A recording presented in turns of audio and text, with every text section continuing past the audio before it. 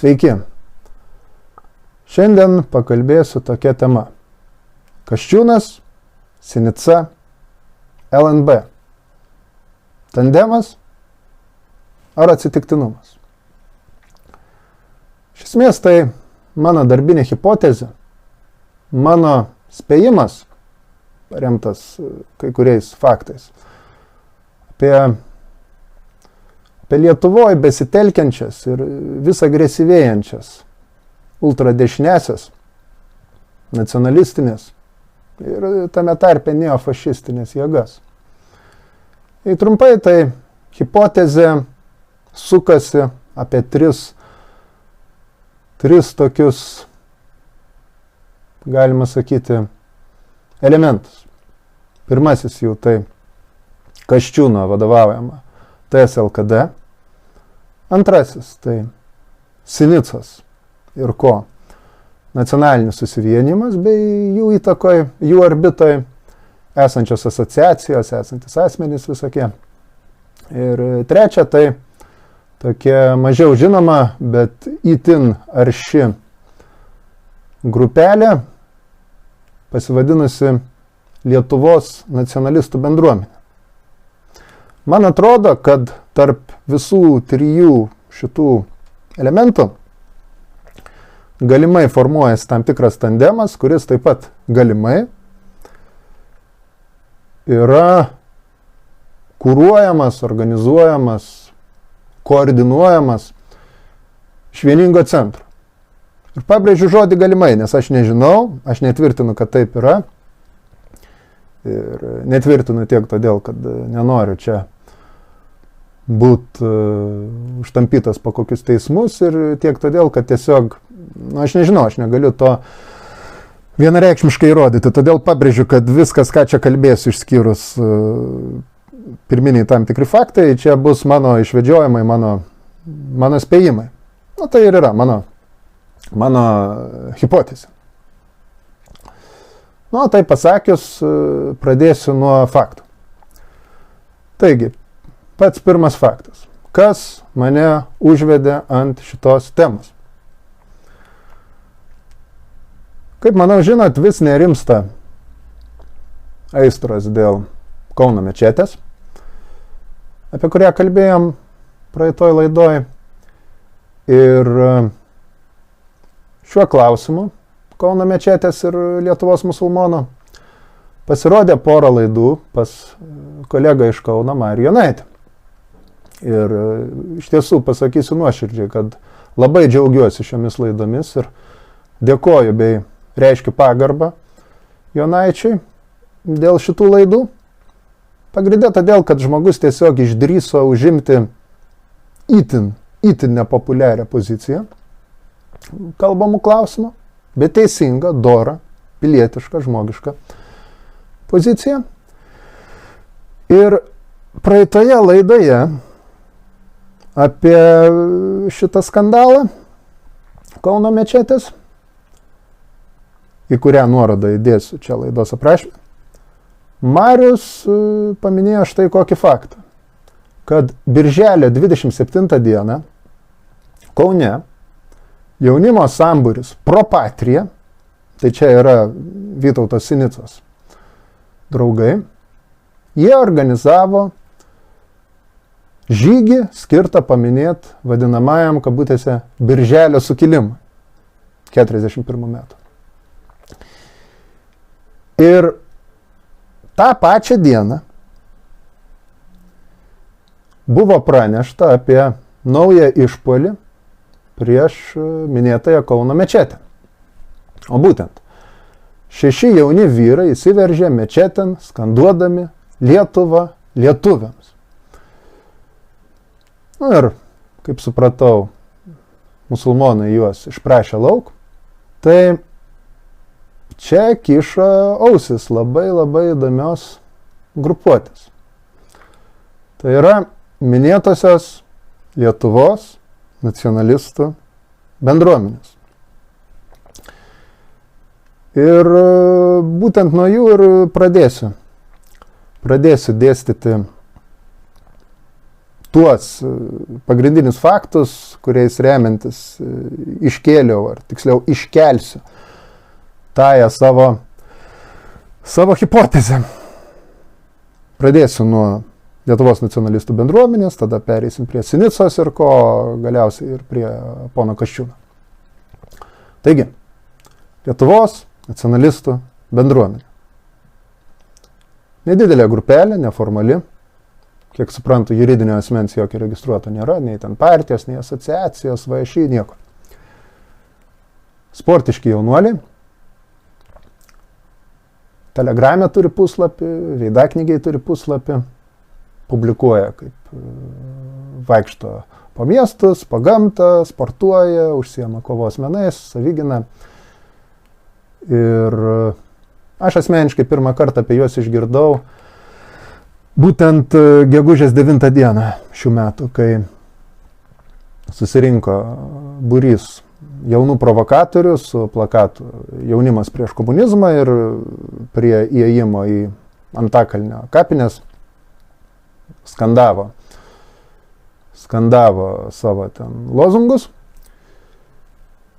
Ir kai jie pateko man akiratin, ėmiau žiūrėti visą jų viešai prieinamą medžiagą. Tiek minėtus puslapius veidaknygiai ir Telegramė, tiek jie turėjo savo tuo metu puslapį pasidarę, tinklalapį nacionalistai.lt, tiek ir Instagram'e turėjo puslapiuką. Dėja, paskutiniai du minėtieji dabar yra kažkaip išnykę ar nulūžę. Bet nesmė. Esmė, kad atsiverti jų tekstus ir ten galima rasti iš esmės atvirai deklaruojama neofašistinė ideologija. Jie neslėpia, jų kelias yra taip vadinama trečioji pozicija. Trečioji tai yra pirmoji pozicija, pirmoji ideologija pagal juos yra liberalizmas, antroji tai socializmas, komunizmas, marksizmas ir panašiai. Nu, o trečioji, kaip alternatyvi pagal juos, tai yra radikalus ultranacionalizmas, fašizmas, nacizmas ir panašiai ir panašiai. Jie naudoja atitinkamą simboliką, vadinamą keltų kryžių, estetiką ir taip toliau ir panašiai. Nu, žiūri įdomu. Tikrai įdomu. Nes tokių radikalių, ideologizuotų grupuočių Lietuvoje geruoja ir piktuoja, bet jų daug nėra. Bet ką pastebiu? Pastebėjau minėtame Instagrame, kur jie piktinosi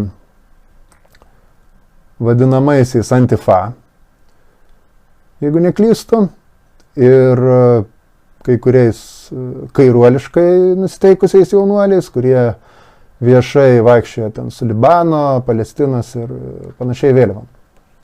Ir tame tekste, kur aš dabar jo atkurdėje atrasti jo nebegaliu, bet aš jį atsimenu, nu tai čia jums beliks pasitikėti arba nepasitikėti tuo, ką aš sakysiu, jie rašė žodį Palestina iš mažosios raidės, žodį Izraelis iš didžiosios. Nu, panašiai kaip daroma dabar madingai su Rusija iš mažosios rašoma, Ukraina ten panašiai, iš didžiosios. Tai, nu, nekalbant apie infantilumą, čia išduoda tiesiog, kad jie proizraelietiški greičiausiai turėtų būti. Kas yra labai, labai nestandartiška. Nes aš pabrėšiu, kad aš pats paauglystėje esu blūdijęs, esu dalyvavęs tame ultranacionalistinėme, neonacistinėme, neofašistinėme visame reikale. Tai gerai pažįstu ir galiu pasakyti, joks save gerbiantis, idėjinis, taip sakant, naciukas nebus proizraelietiškas. Jau kažkas ne taip. Toliau. Pasižiūrim tiek jų telegramo ten pranešimus, tiek veidaknygės. Jie labai aktyviai dalinasi Sinicos ir kompanijos medžiagą. Greičiausiai palaiko, balsuoja už tą patį nacionalinį susivienimą. Bet maža to, jie dar dalyjasi ir Lauryno Kasčiūno liūdnai pagarsėjęsią foto, čia įmontuosiu, kur jisai laiko pietų 4 ultra šalką ir pasirašė good night left side. Nu, atseit, labanakt, kairė. Ir, nu, tai yra dar keisčiau. Dar keisčiau kodėl? Jeigu žiūrėt iš tos ideologijos taško, nu tai Kasčiūnas tai tiesiog prisitaikėlis atrodytų, karjeristas, kuris metė savo idealus, kudirką cituojant, dėl trupinio aukso, gardaus valgio šaukšto. Nu ir vargu ar kad ir suklaidintas, kad ir blūdijantis, nu bet šventai tomis idėjomis įtikėjęs jaunuolis, Kasčiūnė galėtų matyti kažkokį autoritetą. O bet tačiau, atrodo, mato. Tai kaip sakau, tai nieko neįrodo, bet tai yra labai įdomu. Tai yra labai įdomu. Ir kodėl aš apie juos kalbu? Sakiau, kad jų ausis kyšo visam šitam. Ausis kyšo štai ko. Vėl galėsit matyti foto. Jie įdėjo pas save Telegrame tokį vaizdelį. Du jų čia žmogiukai apsirengę kaip vadinami skinheadai, pozuoja priešais Kauno mečetę, irgi Lietuva lietuviams. Jie labai kieti, labai teisingi, labai kovingi, labai nuostabus, gražus ir visokie kitokie čia, kaip suprantate. Tai galima kelti prielaidą, kad tie 6 jaunuoliai įsiveržę mečetėn greičiausiai ir buvo iš šitos kompanijos. Ir ta pati kompanija savo Telegramo kanale ir reklamavo Propatrijos renginį Birželio sukilimo progai skirtą ir dėkojo už tai, koks puikus tas žygis ir panašiai. Tai, nu, tokie yra faktai. Išvadas, jei ką, galės darytis patys. Ir dar grįšim prie šito. Nu, bet eikime toliau. Vytautas Sinica, nacionalinis susivienimas ir visa šita kompanija. Jų sąryšis su LNB, manau, aiškus. LNB su jais bendradarbiauja, vaikšto jų renginius, juos ten platina ir panašiai. Sinica iš esmės ir buvo tas žmogus, kuris užvedė visą šitą Kauno mečetės temą. Lygiai vietai prisikabino prie Kauno mečetės bendruomenės, išpūtė muilo burbulą ir tiek Radžvilas, tiek Jasiukevičius, tiek Veryga ir visi kiti šitie veikėjai, tiek sisteminiai, tiek kabutėse antisisteminiai, visi jie nubėgo iš paskos Sinicos. Sinica iniciatorius. Bet pažiūrėkime. Sinica vadovauja nacionaliniam susivienimui. Minėta organizacija faktiškai yra skilusi. Sinicos flangą, kuris užvaldė tąją partiją kaip juridinį asmenį, ir į Radžvilo flangą. Iš esmės, pradininkas buvo Radžvilas ir Sinica užvaldė tąją partiją su savo kompanija. Ir tam tikras pleištas tarp Sinicos kompanijos ir Radžvilo, jis buvo ir jis ryškėjo dar prieš keletą metų. Ir kas sudarė vadinamąją Sinicos kompaniją? Sinicos kompaniją sudarė būtent Kaune tokie veikėjai kaip Šarūnas Jasiukevičius. Būtent veikėjai, kurie orientuojasi į tą pačią Tėvynės sąjungą, Lietuvos krikščionis demokratus, o tiksliau konservatorių, taip vadinamą kabutėse, talibų dalį. Tai yra į tą krikdemišką, labiau tautininkišką, nacionalistinę konservatorių partijos dalį. O tai yra labiau kaščiūniško, ne landsbergiška, šimonitiška jos dalį. Ir Sinicos deklaruojamas ketinimas buvo ir, kaip suprantu, išlieka nacionaliniam susivienimui perimti tą nacionalistišką, krikdemišką, konservatorių elektorato dalį. Ir realiai Sinica ir yra toksai konservatoriškas, tojo elito, sakykime, žmogus, kuris sėkmingai apeliuoja į tą nacionalistinę ir kai kuriais atvejais, kaip kad LNB atveju, fašistuojančią terpę. Kad jis pats yra, taip sakant, konservatoriškas, ne ta plačiaja, ne tik plačiaja, bet ir ta siauriaja, partinė prasme, iš dalies. Tai byloja, kad jis savo politinę veiklą pradėjo nuo ko? Nuo buvimo Lietuvos krikdemų jaunimo organizacijų,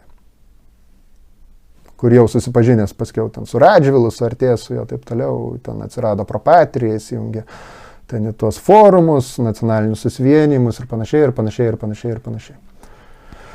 Bet jo kilmė, jo genezė politinė idėjinė ir, kaip suprantu, jo tame tarpe giminaičių yra būtent tokia. Ir jei pažiūri, ar Rusijos klausimą, gynybą tą visą vadinamą ir taip toliau, jis su jais unisonu gieda.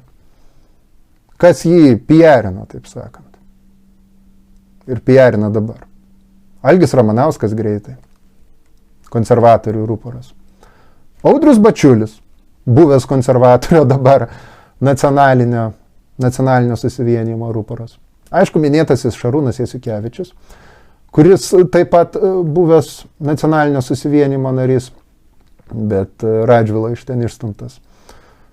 Ir dar beje vertėtų paminėti porą Sinicos aplinkos žmonių, tai Dovilą Petku ir dabar garsėjantį Martyną Kateliną.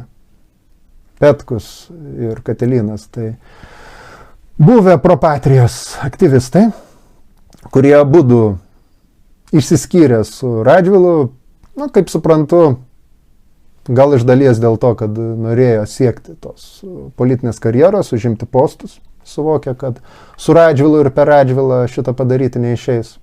Petkus perbėgo pas žaliuosius valstiečius karbauskinius, o Katelinas pas socdemus. O gal, nežinau, čia tik spėjimas, gal Sinica juos net sąmoningai kaip savo asmenis, savo patikėtinis net infiltravo į minėtasias partijas. Negali žinoti. Bet jie iš tos elitinės terpės yra, kaip ir Sinica. Ir, vėlgi, žiūrėkim. Turi ryšius su LNB iš apačios, turi ryšius iš viršaus ir su konservais, ir kitomis partijomis, ir Algiais Greitai, Bačiuliais, Jasiukevičiais ir panašiai. Ir beje, ir su Kasčiūnu. Su kuriuo jie susitikinėja, diskutuoja, draugauja, brolaujasi. Ir kas įdomiausia, kad net pats Radžvilas yra ne kartą pabrėžęs, kad tai, ką daro Sinica, tai tiesiog paversti nacionalinį susivienijimą priedėliu Kasčiūninės tos konservatorių partijos. Dabar trečią elementą palieskime. Tai yra Kasčiūno TSLKD.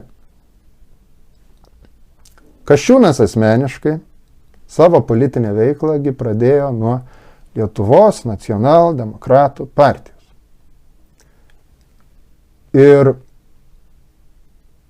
paprasčiausiai yra sakoma, buvęs murzininkas.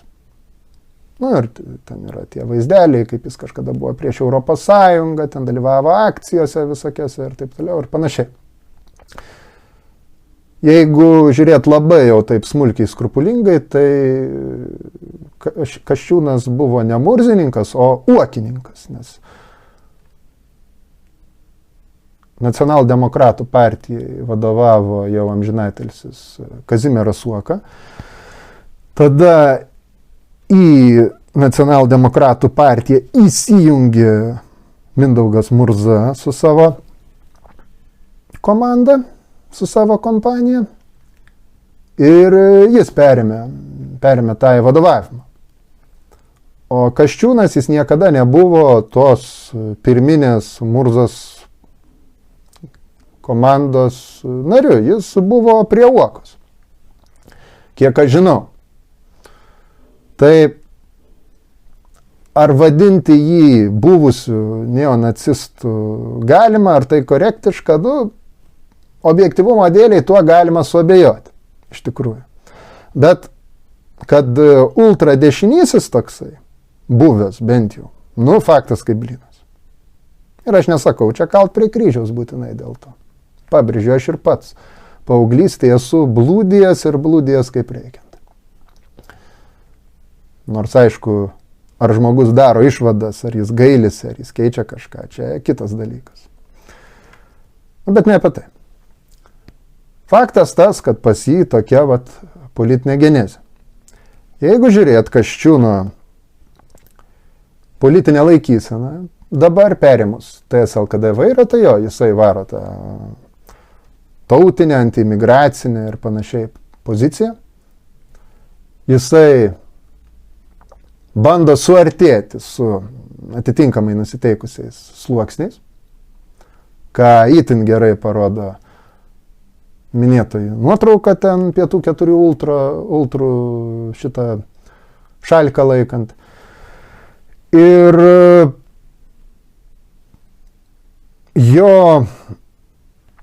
jo rolė čia galėtų būti kokia.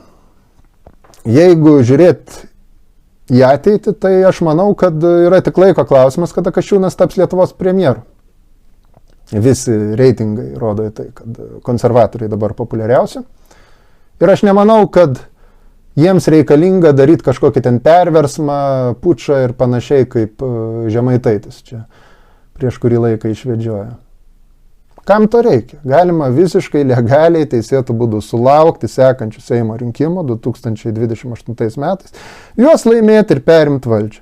Aš manau, kad būtent tai ir įvyks.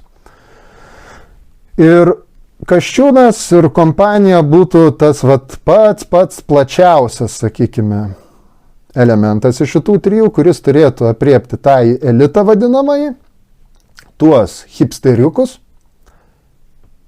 pagrindė Vilniaus burbulo, bet tame tarpe iš dalies Kauno, Klaipėdos, žodžiu, tuos, kurie prasimušė, pasidarė karjeras, suvažiavę į didmiesčius, kurie prisiplakė ar prie stambaus verslo, ar prie valstybės tarnybos, turi už paskolikės pasiėmę savo prabangius butus, ar didelius privačius namus, ir, žodžiu, kalbu apie tą sluoksnį, kuris, tikrai jaučiasi, kad čia yra mūsų ta gerovės valstybė, mums čia yra gerai ir, suprantate.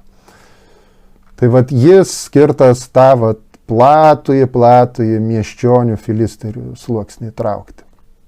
Pagal mano hipotezę, pagal mano spėjimą vėl kartuoju. Ir visi šitie, kaip pasakyti, siūlai sueina galiausiai čia. Ir tai pasakęs, bandysiu savo tą hipotezę konkretizuoti.